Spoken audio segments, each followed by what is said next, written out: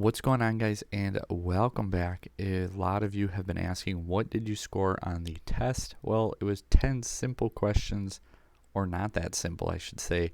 Out of 142 responses, only 3 scored 100%. Only 3 out of 142 got 10 out of 10. Believe it or not, a lot of you thought you scored a perfect score. We're going to go over it and explain the answers. The first one was not a graded question. How would you rank yourself as a player? 26.8% said casual, which was interesting because I put a poll up in the Facebook group the other day and it was like 57% voted casual in there. So I wonder if the YouTube section of the people who took this test are the more competitive, whereas the Facebook group leans more casual. I'm not entirely sure, or just more competitive people saw this and decided to respond to it because it's a quiz, not just a random poll. Semi-competitive came in at 47.9%, competitive at 17 basically, and very competitive at 8.5. I will say a small hint, the 3 who scored 10 out of 10, all of them were in the semi-competitive, which maybe isn't surprising because it's such a big group, but not even in the top 2. So thought that was a little interesting. Before we get into a few more breakdowns, 31 scored 4 or less. So if you did not do well, don't feel bad, guys. 22% did not do that great. That's fine. That means there's more room to learn. Middle of the road was 49%, so almost 50% were in that 5 to 7 range. 8 or more, 42% of you, or it's not 42%, 42, so 29% of you scored at least an 8. Again, only 3 being a 10. It was like 25 or 8, so leaves like roughly 17 for 9 if I'm not mistaken. The average score did come in at 6.2, and the most common score with 28 people scoring it was 6. That kind of makes sense, seeing as the middle of the road was, well, you know, the most popular choice, and the average score being 6.2, so the most common score being 6, all lines up. Another ungraded question was the top 5 Cyber Dragon players. Hakuna Maidata came in as the most voted on player. Yassine Sali came in at number 2. Kyle Lewis, you probably know from Asian Persuasions channel. He is in the Facebook group now. You see him post and comment time to time. Dat boy Norman, who has a bunch of regional invites, took the deck to Nats, did really well. He's very active in the group, so keep an eye out for him, was voted number 4. And speaking of Nats, we have our day 2 and one of our longest tenured Cyber Dragon players and most well decorated, Savage Pete from down the street, rounding out our top 5 Cyber players voted on by you guys. So let's break down and get into these questions now and what the correct answers were. Question number 1. Under Dimension Shifter or similar type effects like Macrocosmos, can you summon Chimeratech Megafleet Dragon? If so, what happens to the materials? It was yes, materials are banished. That had 19.7%. Yes, materials go to graveyard. That was only 1 person out of 142. I don't know if they misread it, misclicked it, or if that's what they thought. And again, that's okay. This is all about learning and growing as a player. 79.6 said no. 79.6% of you are correct. The summon of Chimeratech Megafleet Dragon, the condition is that the materials must go to the graveyard. If the materials cannot go to the graveyard, you cannot summon Megafleet. For this reason, you cannot Megafleet under Dark Law, and you also cannot Megafleet a Pendulum monster, because by game mechanic, they go to the extra deck, not to the graveyard. Question number 2. If you attempt to send 2 Light Machine monsters to the graveyard with Chimeratech Rampage Dragon, so get the gaining attacks effect under Dimension Shifter, we're using Shifter because it's still very popular in the meta. It is a relevant question. I try to make these rulings all semi-relevant. Up to how many attacks will it have? I did put up to because the first time I did this last year, I put how many attacks will it have? And you can still attack once if you want. You can attack twice if you want. You can attack 3 times if you want. So here we have 45% at 1, 9.9% at 3, and 45.1% at you cannot activate the effect under Shifter. You can activate the effect under shifter. I'm going to throw that one out there right now. So 45% are wrong. You can activate it. However, the materials will get banished, and since they get banished, they do not go to the graveyard, and that means you do not gain the additional attacks, so you can only attack one time. 45% of you got it right.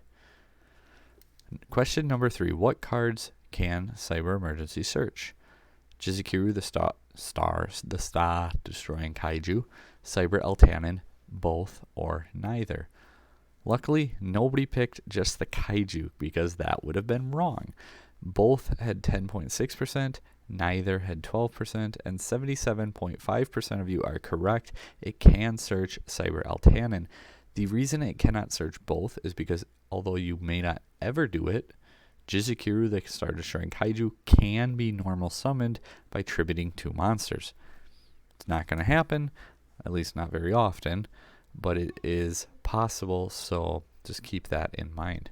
Question number 4. Can Cyber Dragon Core be activated under effects like Thunder Dragon Colossus? This was a minor error on my part. If people would have thought of it as the second effect, the graveyard effect, to summon from the deck, absolutely, yes you can. I was completely spaced and I was intending for the search question. And I actually had to delete like 3 comments on Facebook because people explained it and gave away the answer. 57% said no, 43% said yes. Due to the loophole, 43% of you are absolutely correct. You can use the graveyard effect of Cyber Dragon Core under effects like Colossus. 43% of you are also correct that you can use the search effect under Colossus. Core is a mandatory effect and it must activate. However, it will resolve without effect. This is very important back in Thunder Dragon format. I know there's another card that's similar. I just couldn't think of it. Is it like Thunder King Ryu maybe? Or is like, I don't know. I thought there's another card that prevents from like drawing or adding other than drawing. But this comes up especially, like I said, in Thunder Dragon format because you would summon your core, you would declare the mandatory effect of the search, and they'd be like, look at you like, you can't, I have Colossus, and you're like, it's mandatory, it has to still activate. And then if they have Ash Blossom, they're like, yeah, okay, sure. And then you go Chain Link to Forbidden Chalice, negate the Colossus. Now it's too late to Ash Blossom it, and your core can resolve. So do keep that in mind in case it ever becomes relevant. Again, one downside, it really only worked if you had Machine Dupe in your hand, because otherwise they just Ash the card you search, and you're in the same spot anyway. Question number 5. This was the... I don't want to say that yet. If I chain Cyberload Fusion to my opponent's Cosmic Cyclone, you probably know what I was going to say already, using 3 materials, how many Spell and Trap cards will, if you didn't know S&T Spell and Trap cards, will Chimeratech Rampage be able to destroy? So I do apologize for that. Only 1. I threw that in there just to see if anyone would click it. Makes no sense at all here. 0 had 29.6%, and up to 3 had 70.4%. The answer, and this was the second most wrong answer, is 0. The reason for this is because if you chain your Cyberload Fusion to it, Cyberload Fusion becomes Chain Link 2. Cyberload Fusion resolves, Rampage summons, Cosmic Cyclone resolves, banishing whatever it targeted, assuming it'd be your Cyberload Fusion. That's why you chained it. And then your Rampage misses timing. For Rampage to be able to activate to pop back row, it needs to be the last thing to summon. In other words, the fusion spell must be Chain Link 1, whereas in this example, it is Chain Link 2 because you're chaining it to Cosmic Cyclone. On the back half now, we are on to question number 6. I'm actually really happy that 85.9% of you got this right, because it's something that I saw all the time before that was just blatantly wrong. Chainlink 1, Fear to summon. Chainlink 2, Core effect to search. That is not correct. Fear is an optional trigger. Core is a mandatory trigger. Mandatory triggers come before optional triggers all of the time, 100% of the time.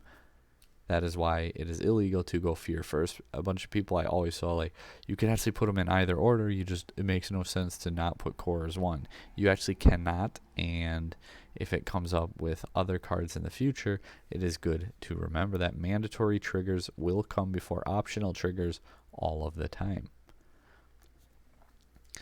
This one I actually saw at regionals, probably one of the biggest mistakes I see at regionals. My opponent chains DD Crow to Cyber Repair Plant, like the activation of Cyber Repair Plant, they chain DD Crow, banishing your only Cyber Dragon in the graveyard. What happens? Resolves without effect, resolves with effect. I was actually very happy that 66.9% of you got this correct, and it will resolve with effect because it's only an activation requirement to have Cyber Dragon there. It does not need to be there for the card to resolve. Question number 8. We got 3 more to go through. Chainlink 1, Lightning Storm. Chainlink 2, Cybernetic Overflow. Does Overflow get a search? 86.6% of you, that actually might have been the most right question. It's definitely one of them. 86.6% of you got it correct. I was just kind of curious with the Rampage and the missing timing if you guys, I wanted to include this one in here too because Overflow will not miss timing. Overflow can be Chainlink 1 or Chainlink 2, does not matter, does not miss timing. In a new chain, Overflow will activate in order to search out a cyber spell or trap. And as a side note, Overflow can search out Overflow. There is no restriction on it that way. That is something to know in the trap builds if you're playing multiples. Cyber Dragon Naster. Oh, I did not spell check before I did this. Can Cyber Dragon Naster revive a Rampage Dragon that was summoned off of Duality? Absolutely not. 83% of you once again got it correct. And that is because it was not properly summoned. Any card from the extra deck must be properly summoned before it can be revived from the graveyard all of the time. Similarly, Cybernetic Horizon, the fusion you dump off Cybernetic Horizon, you cannot revive it because it was never properly summoned. Something like, if it comes up, I guess, Instant Fusion, you could, because Instant Fusion specifically says this is treated as a fusion summon. So difference being there. Cyber Dragon Nova floating into a machine, that one you cannot revive because again, it was not properly summoned. Cyberdark, question number 10 by the way, Cyberdark Chimera's restriction on fusion materials is for the whole turn true or false, and that is using the cyber materials or machine materials, I forget the exact wording offhand, for the turn you activate this card.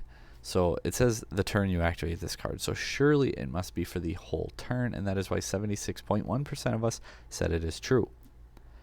That's actually not the case. It is 100% false, and that is because it is written where the restriction for the turn you activate this is part of the effect. So it does not apply until the effect resolves. It does not go back and check. It is not a restriction on the activation. It is a restriction that goes along with the effect. And this was something that I actually learned, I think it was actually this year yet, like earlier in the year, because just didn't quite seem right to me, and I checked with some judge friends and in the judges lounge, and sure enough, it is a for the rest of the turn restriction. Just very confusing because knowing the difference between a restriction on a card and a restriction that is part of the effect. So if it's part of the effect like this, it will not start applying until the effect resolves. That was definitely the trickiest one, and the one that most people had gotten wrong out of the rest of them. Again, thank you guys for everyone who answered this, who was looking for their answers. If you're curious to see how you did, well, this is it.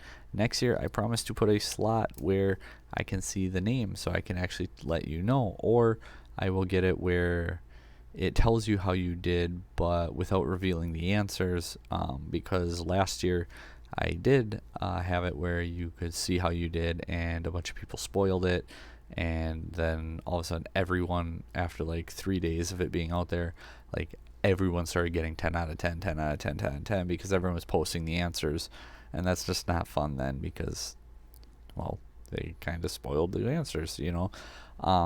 But yeah, thank you guys for responding. In like 3 days, 142 responses. That was insane. And hopefully you guys did well. Hopefully you guys learned something.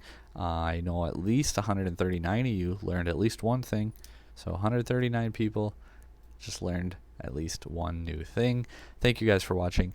Like, share, subscribe. New list. Video is recorded and uploaded. It will be on the channel tomorrow, and we're working hard on branded Dogmatica, Trap, and Spright. Also, Core Emergency. OTK without power bond?